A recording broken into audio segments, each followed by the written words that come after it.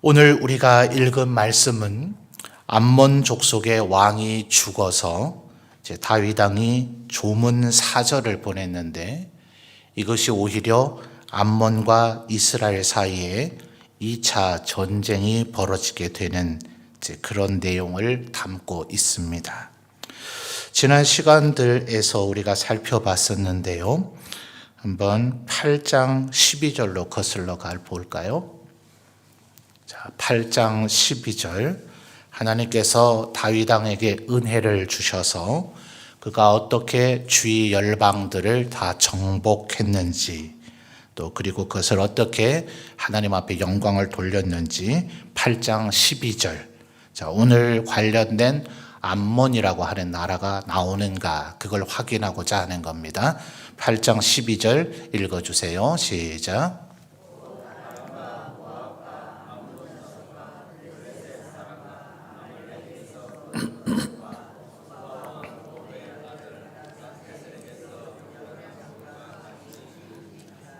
아멘. 자, 여기에 보니 오늘 10장의 배경이 되는 암몬 족속이 나옵니까? 나옵니까? 나오죠? 또 심지어 하반절을 보면 이 암몬 족속이 자기들이 다윗과 싸워서 이길 자신이 없으니까 용병이라 그러죠. 돈을 주고 고용한 북방의 아람 세력을 끌어들이게 됩니다. 12절 하반절을 보니까 그 아람 세력의 우두머리격인 하닷 에셀이라고 하는 왕의 이름도 나오죠. 그러니까 이미 8장에서 이 하닷 에셀이나 또 오늘 우리가 10장에서 보니 이 8장에서 다윗 왕에게 굴복했던 암몬의 왕은 10장 2절을 보니까 나하스라고 하는 사람이죠. 자, 이 왕들이 다윗 왕에게 이미 굴복을 했었습니다. 얼마나 치욕적이었을까요?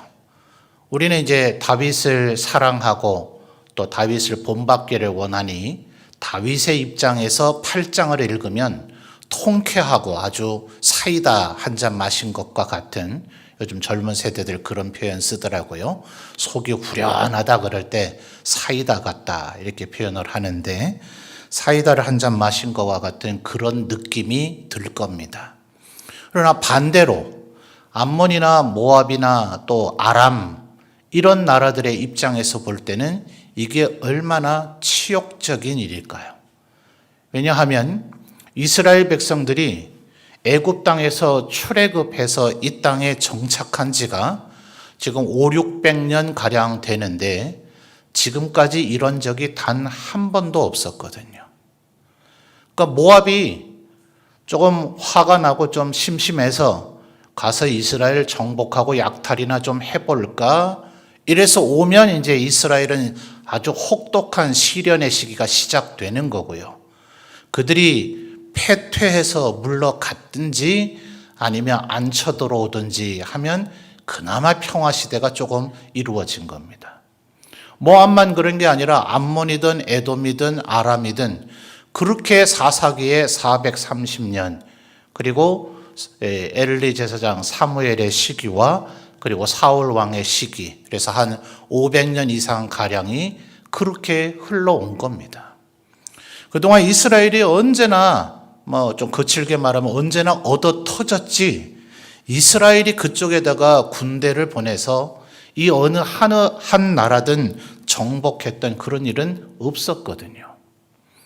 그런데 이제 다윗에게 와서 모압, 암몬, 그리고 이 아람, 이 모든 나라들을 다 정복해서 그들이 조공을 바치는 이제 그런 관계가 되니 지금 10장 2절에서 지금 목숨을 거둔 나하스도 얼마나 원통한 가운데 살았을 것이며 또 그 뒤를 이어서 왕이 된 1절의 한운이라고 하는 젊은 새 암몬의 왕도 어린 시절 아버지가 패배하는 걸 보면서 얼마나 마음에 한이 됐겠습니까? 여러분, 사실 모든 세상의 삶이 이렇죠. 전쟁이 나면 한 명은 이기고 한 명은 지고 이렇게 되어 있습니다. 스포츠라는 것이 어떤 면에서 보면 참 잔인하지 않아요? 시작할 때는 양쪽 팀 선수 모두가 아주 당당하게 아주 이미 승리를 한 사람인 것처럼 다 입장을 하죠. 근데 언젠가 경기 종목에 따라서 조금 시간은 차이가 있겠습니다만 아무리 길어야 축구 같은 경우 한 90분 지나고 나면 한쪽 팀은 필연적으로 고개를 숙이고 나갈 수밖에 없죠.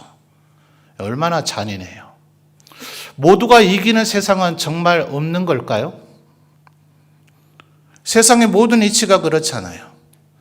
누군가는 승진을 하게 되면 누구는 승진을 못하니까 한 사람은 웃겠지만 한 사람은 울 수밖에 없어요. 다행히 한 남자가 다른 여자를 좋아하고 또 다른 남자는 또 다른 여자를 좋아한다면 문제가 없겠지만 두 명의 남자가 한 명의 여자를 두고 좋아한다면 결국 어떤 순간이 되면 한 남자는 굉장히 행복할지 모르지만 한 남자는 굉장히 패배의 마음, 쓰라린 마음을 안고 살아야 되겠죠.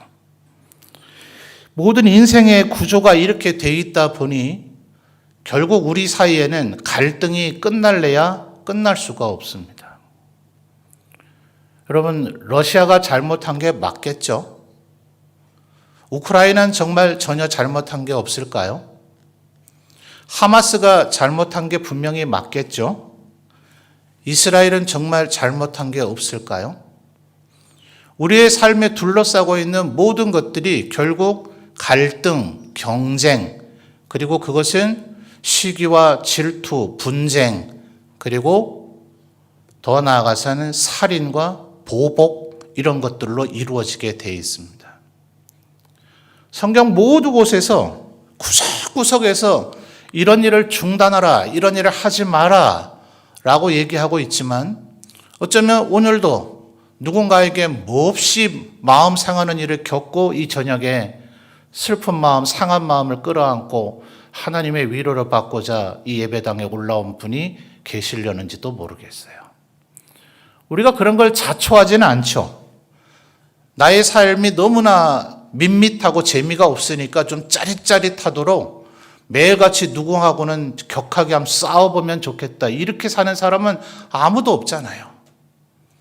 모두와 어찌하든지 화평하고 평화롭게 살고 싶지만 이 사소한 생각의 차이, 의견의 차이, 견해의 차이, 더 나아가서 유한하게 보이는 무언가를 얻고자 하는 그것이 영토이든 돈이든 명예이든 권세이든 그것을 서로 얻고자 하는 사람이 있으면 반드시 분쟁과 갈등, 다툼이 생겨지게 돼 있어요.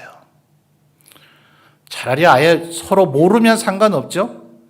여러분 혹시 전혀 이름도 모르고 얼굴도 모르고 나이도 모르고 한 번도 말도 섞어보지 않은 원수가 계십니까? 제 말 지금 잘 들으셨어요?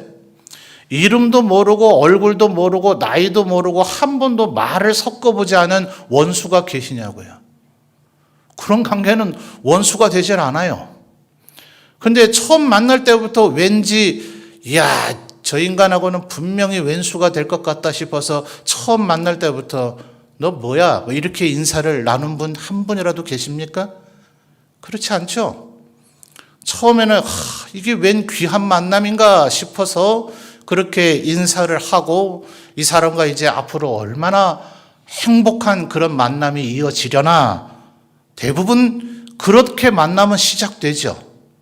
그리고 안타깝게도 그 대부분의 만남은 몹시 갈등으로 결국은 전락되어져 버리고 맙니다. 그러니 지금 이 다윗과 암몬족 속의 왕 한운 이 사이에 벌어지는 일은 저 멀리 아주 오랜 옛날에 어떤 어리석은 한 명의 왕 혹은 다윗도 약간의 어리석다고 해야 될까요? 그런 사람들에게서 벌어진 갈등과 분쟁의 얘기가 아니라 오늘 우리들의 이야기더라 하는 겁니다. 분명히 나하스가 죽어서 다윗은 선의를 가지고 분명히 2절을 보시면 그에게 은총을 베풀리라. 이게 다윗이 조문 사절 신하들을 보낸 이유입니다. 근데 여러분 암몬 족속이 정말 너무나 말도 안 되는 오해를 했을까요? 사실은 실제로 이런 상황들이 비일비재했습니다. 서로 간에 소위 상도일을 지켜야 되잖아요. 오늘 벌어진 일만 하더라도 가자 지구의 병원이 폭파당했다면서요. 그래서 지금 하마스 쪽에서는 이스라엘이 그랬다. 그래서 지금 아랍 국가들 대부분이 레드라인을 넘어섰다. 이스라엘이 도가 지나쳤다. 가만 지켜보려고 했더니 안 되겠구만. 뭐 이런 말들이 지금 나오고 있다. 대규모 국제전으로 번질지 모른다. 아주 심각한 우려를 해야 된다. 그럼 어쨌든 이스라엘은 모르겠습니다. 제가 모든 언론을 다 지금 체크하고 있을 그 정도의 시간짬이 없어서 어쨌든 이스라엘은 부인하고 있다라고 그렇게 들었는데 과연 그 병원 폭파의 원인은 누구 때문일까요? 누구에 의해서 그 병원이 그렇게 폭파된 걸까요? 자, 거기서 이스라엘이 레드라인을 넘었다, 선을 넘었다. 조문을 하는 일을 가지고 그것을 전쟁의 기회로 삼고 가서 염탐하는 일로 삼으면 안 됩니다. 이건 정말 인간 이하의 행동이죠. 인간이라면 절대로 이런 일을 하면 안 돼요. 그런데 암몬 족속이 이렇게 반응할 정도로 실제로 그런 일은 비일비재하게 일어났더라는 겁니다. 오죽하면 전쟁은 승자의 기록이라고 하는 말이 있죠. 언제나 승리한 사람들은 착하게 전쟁을 했대요. 제발 그런 순진한 말에 속지 마십시오. 승자들이 한 일을 누가 적발하고 누가 고발하고 누가 폭로를 할 겁니까? 그들의 행위들은 언제나 미화되어져 있고 패배한 자들의 악행만 아주 낱낱이 까발려지게 마련이죠. 그러니까 암몬 족속이 이렇게 반응하는 것은 일견 그래도 이해가 될 여지가 있어요. 그럼 잘했을까요? 여러분, 이게 바로 분쟁과 다툼을 해결하는 방법입니다. 아까 말씀드렸듯 여러분이 이름도 모르고 나이도 모르고 또 말도 한 번도 안 섞어본 그런 원수는 한 명도 없을 겁니다. 분명히 그 사람의 이름도 알고 나이도 알고 취미도 알고 그 사람하고 잘 지내보려고 하는 내가 노력과 시도도 있었고 그러다가 갈등과 서로 사이가 소원해진 사람들이 참 많이 있을 거예요. 그들과 관계를 회복할 수 있는 기회가 언제일까요? 이건 성경적이고 신앙적인 얘기로만 나오는 것이 아니라 세상에서도 하는 얘기죠. 그들의 경조사가 있을 때, 그들의 기쁨이 있을 때, 아니 결혼식장에 왼수가 찾아왔다 하면 네가 여기가 어디라고 감히 찾아오느냐 이럴 수 있겠습니까? 속으로는 아마 그런 마음이 들 거예요.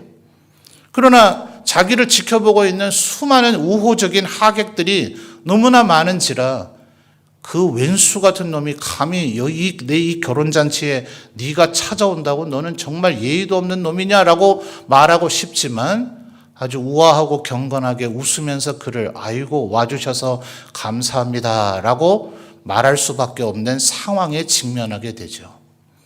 참 놀라운 것은요. 아주 정말 예외적인 상황이 아니면요. 또 정말 하나님도 감당치 못할 괴팍하고 완고한 성격을 가진 사람이 아니면요. 정말 철천지 원수같이 지낼 사람이라 하더라도 그 사람에게 내가 비록 마음속에서 우러난 진실된 말로 한 것이 아니라 하더라도 아이고 와주셔서 감사합니다 라고 말하게 되면 그 사람의 미움이 반감됩니다. 이래서 경조사가 서로 화해하는 좋은 기회가 된다 이 말이에요. 여러분, 누군가 가족이 누구인들 정말 천의 고아가 아니라면 언젠가는 장례를 치를 일이 생기기 마련이죠. 정말 보고 싶지 않았던 사람이라 할지라도 진심을 담아서 그때 가서 그의 슬픔을 위로하면 지금까지 미웠던 일이 아무리 많았다 하더라도 그 미움이 눈 녹듯이 녹아지고 관계가 회복되는 좋은 기회가 된다 이 말입니다. 그러니 지금 이 한우는 얼마나 어리석은 일을 한 겁니까? 분명히 그럴 수 있을 거예요.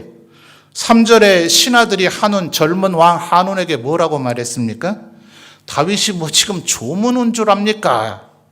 이 젊은 왕이시여 정신 차리십시오. 지금 다윗이 이 성을 엿보고 탐지하여 함락시키고자 함이 아니니까 이렇게 얘기를 한 겁니다. 근데 이 신하들이 아주 중요한 한 가지를 잘못 판단하고 있는 바보들이죠. 함락 안 당했나요? 이미 당했는걸요. 지난 수백 년간은 우리 암몬 족속은 얼마든지 이스라엘을 좌지우지할 수 있다. 우리가 언제나 강했다라는 역사의 기록이 있었을지는 모르지만 이미 그들은 다윗에게 한번 함락당했었습니다. 뭘 3절 하반절에 새삼스럽게 한 번도 함락당하지 않았던 것처럼 이렇게 호들갑을 떱니까?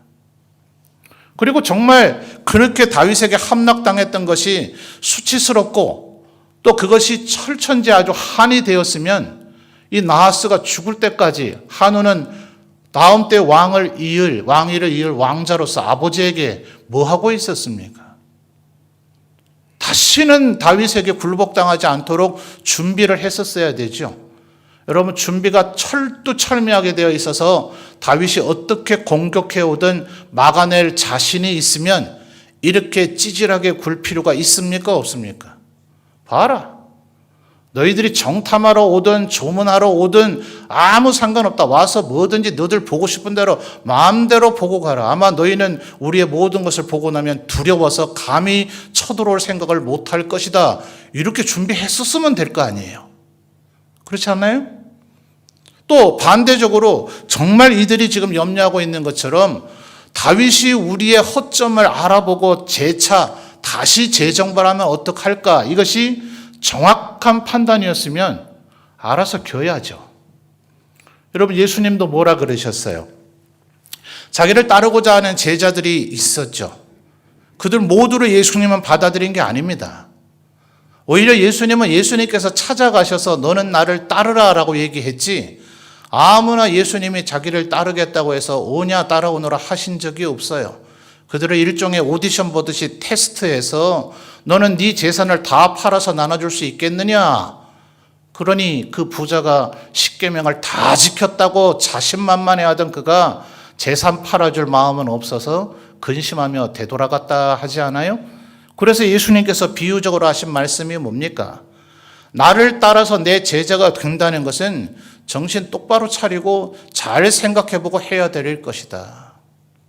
로마 제국을 상징하는 독수리도 둥지가 있는 것과 같고 또 여우를 상징하는 헤롯을 추종한다 할지라도 헤롯은 사실은 로마인에 의해서 세워진 왕, 말하자면 월급쟁이 왕입니다. 지가 무슨 강력한 왕권과 리더십을 갖고 있어서 정복군주로서 왕이 된 게 아니라 로마 황제가 임명했기 때문에 야, 너 그만해. 이제부터 너는 왕 아니야 하면 하루아침에 끈 떨어지는 그런 왕이 헤롯 왕이었는데도 그 여우 같은 헤롯도 추종하는 자들이 있기는 있더라. 그러나 나 인자 그리스도는 머리 둘 곳이 없다. 이걸 각오한 자만이 나를 따라올 수 있을 것이다 라고 주님 이야기하셨죠. 그러시면서 만약 너희가 집을 짓고자 한다면 건축 설계를 꼼꼼하게 해서 이 건물을 지으려면 돈이 얼마가 들는지 잘 따져보고 시작해야 된다. 아예 못 지을 것 같으면 시작도 하지 말아야지. 집을 짓다가 중단하면 지나가는 사람마다 그걸 보고 비웃을 것이다. 또 뭐라 그랬습니까? 만약 외적이 너를 쳐들어온다면 한번 계산을 잘 해봐라. 분명히 싸워서 물리칠 자신이 있으면 전쟁을 해야 되지만 그렇지 않으면 아예 일찍 항복하는 것이 제일 낫다. 그러면 사실은 대단한 정복 군주들은 다 그와 같은 패턴을 취했어요. 나폴레옹이든 알렉산더든 또 징기스칸이든 그들은 항복하는 자는 선대하고 우대했습니다. 왜냐하면 실제로 그들의 수는 지극히 적었기 때문이죠. 그런 전 세계를 정복할 대제국을 건설할 만한 그런 병력이 아니었어요. 그래서 항복하는 이들은 굉장히 우호적으로 대해주지만 반항하는 일은 본보기, 일벌백계로 본보기를 삼기 위해서 다 죽이고 학살하고 소금을 뿌려서 다시는 농사조차도 짓지 못할 황폐한 땅으로 만들어 버렸습니다. 예수님은 그런 인간의 습성을 너무나 잘 알고 계시는지라 정확하게 얘기했어요. 안 될 것 같으면 애초부터 항복하는 것이 차라리 너희들의 이 왕권과 그 나라와 그 기업을 보존하는 길이 될 것이다. 그러니 지금 이 한운이 저지른 일은 얼마나 어리석습니까? 결국은 보십시오. 6절을 보니까 어떻게 했어요? 6절에 보니 일은 저질러 놓고서는 다윗과 싸워서 이길 자신이 없으니까 아람 사람들 몇 명입니까? 자, 6절을 한번 보시고 같이 한번 계산해 볼까요? 암몬 자손들이 자기들이 다윗에게 미움이 된 줄 알고 암몬 사람들이 사람을 보내 벳르홉 아람 사람과 소바 아람 사람의 보병 얼마요? 2만 명이요. 마아가 왕과 그의 사람 몇 명이요? 1000명이요. 돕 사람 몇 명이요? 12,000명. 합치면 얼마입니까? 2만에 1000에 12,000이니까 33,000명이죠. 돈 주고 고용을 했어요. 이들이 전멸했는지는 정확히 알 수는 없지만 13절을 보면 아람 사람들이 이들 앞에서 도망했습니다. 도망할 정도는 한 명, 두 명 적으니까 아유 안 되겠다 이렇게 도망가는 그런 왕이나 그런 장관은 없죠. 아마 전쟁사에서 특별히 전사 인원을 밝혀주지 않으면 최소한의 3분의 1이 죽었을 때 도망가기 시작할 거다라고 보통 평균적으로 판단합니다. 전멸했을지도 몰라요.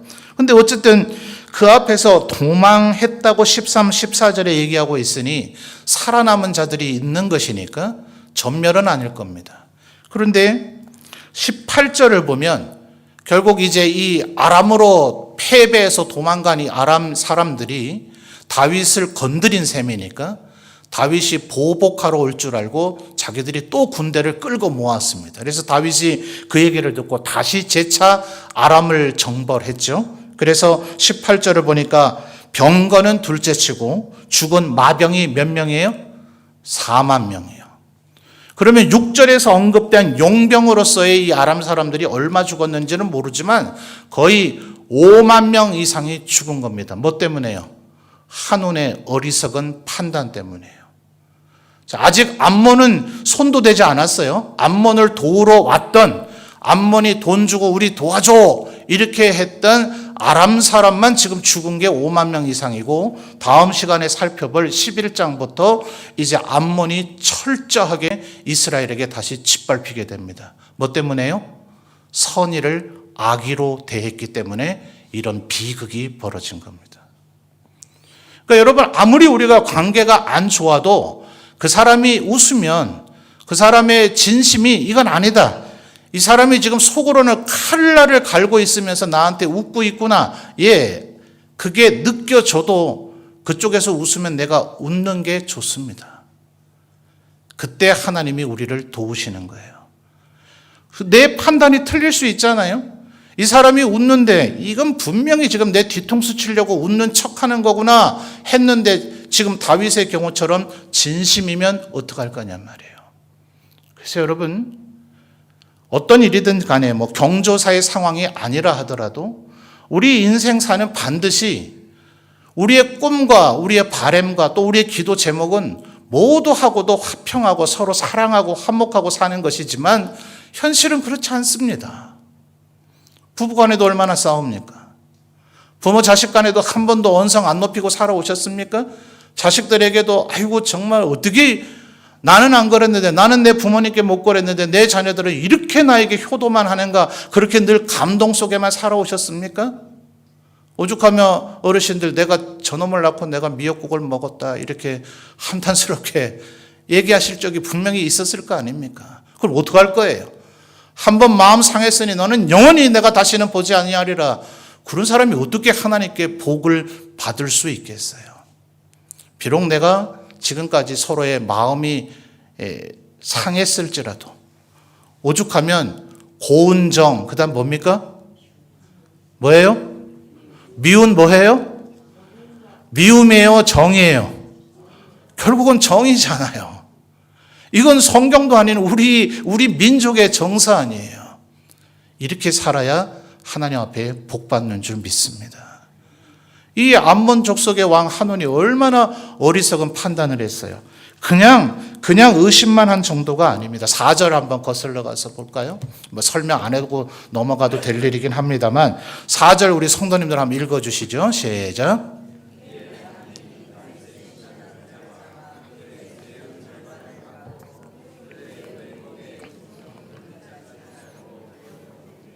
자, 수염 절반을 깎았답니다.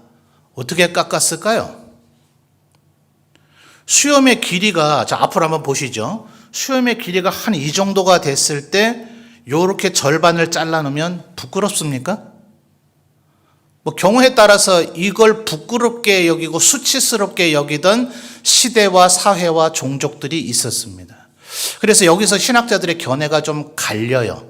지금 이 4절에 수염 절반을 깎았다는 것이 길이를 절반으로 짧게 만들었다는 의미라 이렇게 보는 학자가 있는가 하면 앞으로 한번 보실까요? 수염은 보통 이렇게 이 부분에 나겠죠? 이 중앙선에서부터 한쪽만 깎아버린 겁니다. 벌써 웃으시는 분이 몇 분 계시네요. 상상만 해도 굉장히 우스꽝스럽겠죠? 그러니 5절에 뭐라 그랬어요? 그 사신들이 크게 부끄러워하니 다윗이 그들을 배려하느라 수염이 다 자랄 때까지 여리고에서 오지 마라. 왕은 얼마나 보고를 받고 싶겠습니까?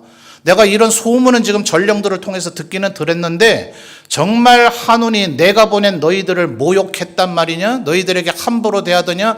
그들의 입으로 직접 듣고 싶지 않겠어요? 그런데 다윗이 그들을 배려하기 위해서 수염이 제대로 자라서 정상적인 수염의 꼴이 될 때까지 여리고에서 오지 마라.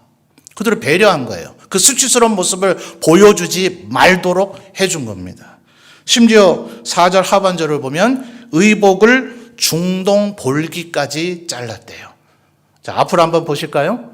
사람의 엉덩이는 이렇게 반원이 되도록 생겼죠? 안 그런 분 혹시 있나요? 엉덩이는 대부분 이렇게 생겼습니다. 그러면 가장 요 볼록하게 나온 요 부위를 중동 볼기라 그래요. 자, 옷을 그 라인으로 짧게 잘라버렸습니다. 앞부분이 어떨까 여러분이 상상을 해보십시오. 저는 설명 안 하렵니다. 가장 수치스럽게 만들어 놓은 거죠. 그러니까 단순히 너희들 정탐꾼이지 이렇게 한 정도가 아니에요. 정탐꾼이지 하면서 너희들의 조문을 안 받겠다 하고 그냥 되돌려 보내기만 했어도 굉장한 결례이지만 다윗은 뭐 그럴 수 있다라고 이해했을지도 모릅니다. 정말 있는 모욕 없는 모욕을 다 준 거예요. 그러니 선의를 이렇게 갚으면 반드시 그 보복이 되돌아오게 되어 있다는 겁니다. 반대로 분명히 말씀드리기를 이건 인간사에서 도저히 이래서는 안 되는 거지만 이렇게 의심을 해서 속아서 정탐을 당해서 재정복당했던 사례도 굉장히 많습니다. 그러니 그렇게 했었어야 되지 않느냐. 자, 12절을 한번 보시죠. 우리는 지금까지 아마 요압이라고 하는 사람이 얼마나 경거망동하고 다윗의 말도 안 듣고 다윗은 그토록 하나님의 기름 부음 받은 자인 사울의 몸에 절대로 손댈 수 없다 하는데도 사울 죽이고 끝냅시다. 이래도 결국은 아브넬도 함부로 죽여버리고 정말 지멋대로 구는 요압이라는 걸 우리는 많이 봤을 거예요. 그런데 12절은 요압이 한 말입니다. 이게 요압이 한 말이 맞겠는가 믿어지는가 한번 생각하면서 읽어보십시오. 12절입니다. 시작.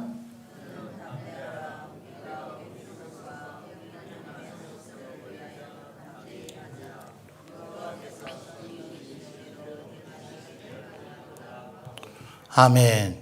여러분 놀랍지 않습니까? 이게 요압의 입에서 나온 말이에요. 그래서 신학자들은 이렇게 생각합니다. 다윗 주변에 있다 보니 요압의 천성이 근본 악하나 그도 다윗의 영향을 받아서 하나님이 선히 여기시는 대로 우리를 도우시기를 기도했다. 이렇게 보는 신학자가 있는가 하면 요압처럼 악할지라도 위급한 상황이 벌어졌을 때 하나님의 은혜를 구하면 도우신다. 이렇게 보는 학자도 있습니다. 어느 쪽이든 상관없죠? 다윗의 영향을 받아서 이제부터는 계속 이렇게 살 것 같으면 정말 바랄 것 없이 좋은 일이겠습니다만 후에 압살롬의 반란 사건을 통해서 우리가 볼 수 있듯이 그의 천성은 변하지 않았어요. 그래서 후자 쪽이 더 일리가 있는 것으로 신학자들은 봅니다.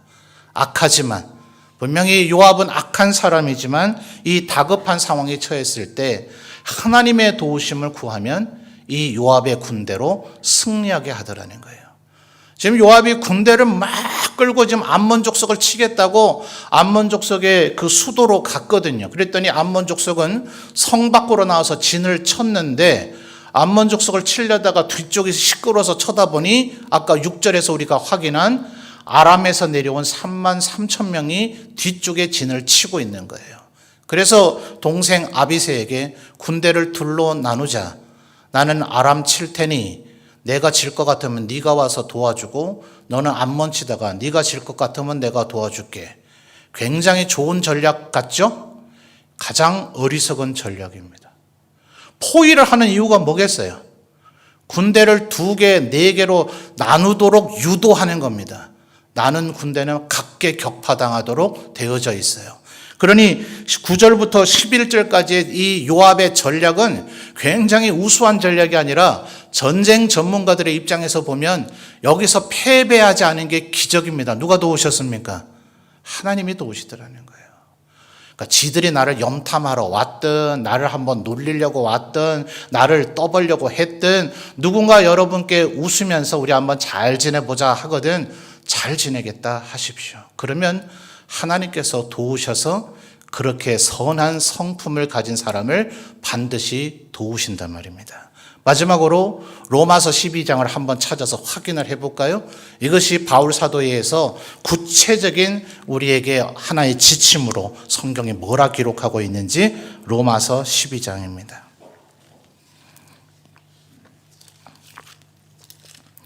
로마서 12장 17절과 18절 그리고 21절을 읽어보겠습니다. 로마서 12장 17절, 18절 그리고 마지막으로 21절 세 절을 읽겠습니다. 저랑 같이 읽으십시오. 17절부터 읽을까요? 아무에게도 악을 악으로 갚지 말고 모든 사람 앞에서 선한 일을 도모하라. 할 수 있거든 너희로서는 모든 사람과 더불어 화목하라. 21절입니다. 악에게 지지 말고 선으로 악을 이기라. 아멘. 그래서 어떤 미국 정치가는 상대 진영이 저속하게 나올지라도 우리는 우아하고 품위 있게 나아가자. 이 성경적인 개념에서 나온 표현입니다. 여러분 누군가 여러분을 속이고자 할지라도 여러분을 도발하고자 할지라도 그 악한 의도를 감추고 여러분에게 선한 척한다 할지라도 내 마음이 선하면 됩니다. 내 마음이 화목하고자 하는 의지로 가득 차 있으면 됩니다. 내 마음이 하나님께서 나를 도와주실 것이라는 걸 믿으면 됩니다. 그러면 그 사람의 진위는 파악할 필요가 없습니다. 하나님께서 반드시 나를 도우시고 선으로 악을 갚으려고 하는 우리를 이기도록 만들어 주실 겁니다. 이 하나님을 온전히 믿고 신뢰하며 선의로 살아가시는 우리 모든 성도들이 되시기를 바랍니다.